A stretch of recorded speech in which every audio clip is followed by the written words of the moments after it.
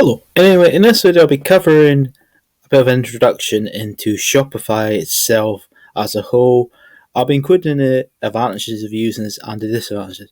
Please be aware I am not a fan of Shopify myself as a whole. So anyway, including the advantages of Shopify. The main advantages of Shopify compared to other things you may potentially work off, it is generally very easy to work.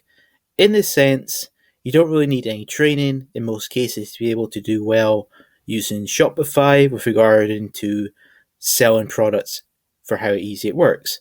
For example, if you're doing AliExpress, Alibaba, you can quite easily get software which will work more automatically using the API code from, say, AliExpress, Alibaba, and it will generally work almost automatically once you put in your details.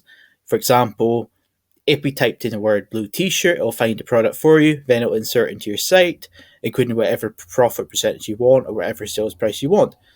You can as well change over settings quite easy. For example, if you were going to include a delivery charge, you can include that in it. You can include faster delivery services if that's what you want to do. But if you're obviously getting it all from, say, China regarding e-packets, that kind of stuff, e-packets, in case you don't know what it means, I'll explain it to you. E-packets is basically free postage and packaging from China.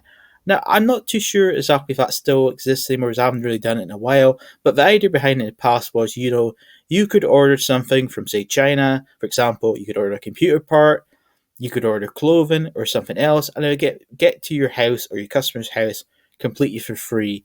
That was why e-packets were such a popular thing in the past. The main reason for why some people left that area was the delivery time of these things can be a bit slow. Most people in general now, with regard to Amazon, basically kind of pioneering the whole fast delivery service. For a lot of people, waiting a week to 2 weeks can be kind of frustrating for some people. So that was why some people had problems with customers complaining, where's my product so slow? So that's something you'd have to watch if you're going to be doing this, the e-packet system selling.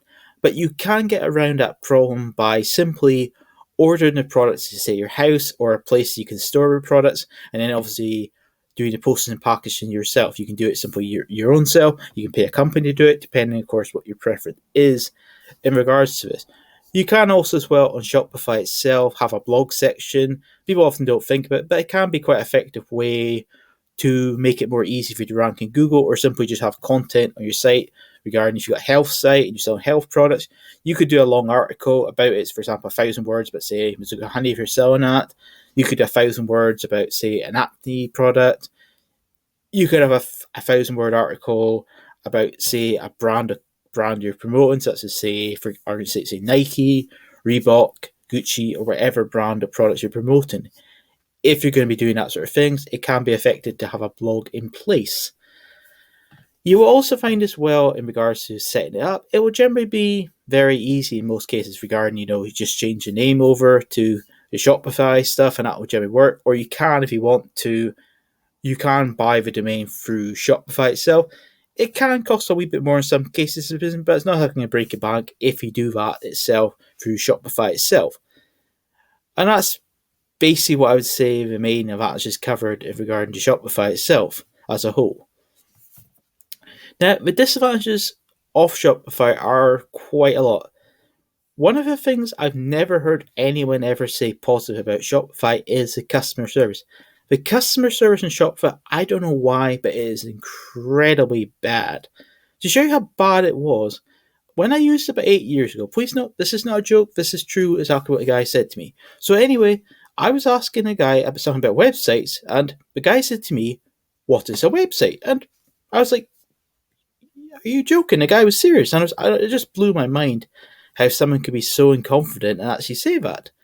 And I've heard from many other people similar stories about the incredibly inconfident service. So if you have a problem regarding Shopify, don't expect Shopify's staff or support to be any use.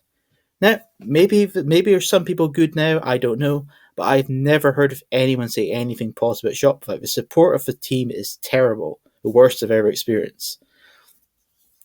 Another problem you have regarding Shopify is it's more designed for what we could call a small to medium site. So if your site is always going to stay on like a small to medium scale, then Shopify will generally be fine for you. But if your goal is to, make a really busy site like another Amazon, another eBay setup, But in Shopify itself is not designed, because you only generally get free servers. You start at one, the medium, and the highest. And if your site gets too busy, Shopify itself is not designed to handle it. If you were going to, say, have a site you hope to get to the same sort of level as, say, Amazon, then I would recommend instead you either simply build a site using, say, Python, React, or something which is more easy for you to customize. It's also designed to allow you to have speed as a key focus, because the speed of your site will basically increase the chance of you making money in most cases. I remember reading before from Amazon that by them actually decreasing the speed of your site by half a second, that actually increased their sales by $1 million. So if you can get it faster in, say, Python, React, or something else, this can lead to real legit sales increases.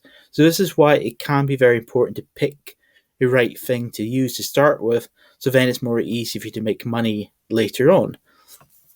A problem as well you have regarding to Shopify is, with regarding to doing the off-page or backlinking part of it, it will generally cost you quite a bit more money compared to things like WordPress, Blogger, and other things.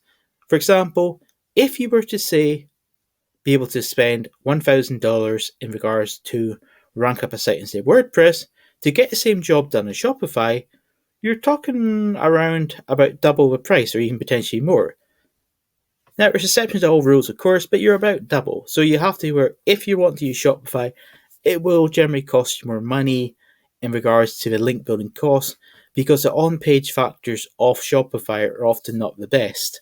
There is often quite big mistakes. If you look into it more, you can find these as well.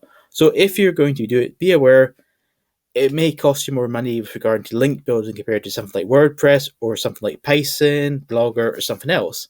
So that's something you should be aware of if that is what you want to do in regards to working on Shopify. If you just want, say, a simple site, then Shopify is generally fine. But if you want to go to a very high level, then Shopify is probably not for you.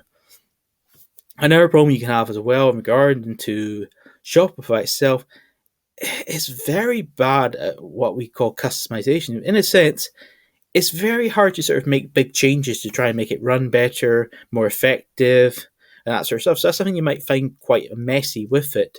If you want to do, big customization, big improvements, you might find it's very ineffective to do these sort of things in most cases.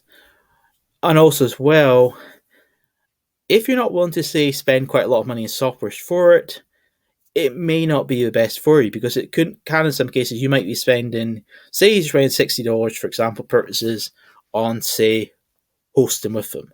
You're spending, say, $60, that sounds all right, but if you got to buy a load of other, say, software to make it do whatever you want, you might end up paying, say, $600 per month. I'm just using an example. It could be more, it could be less, doesn't really matter.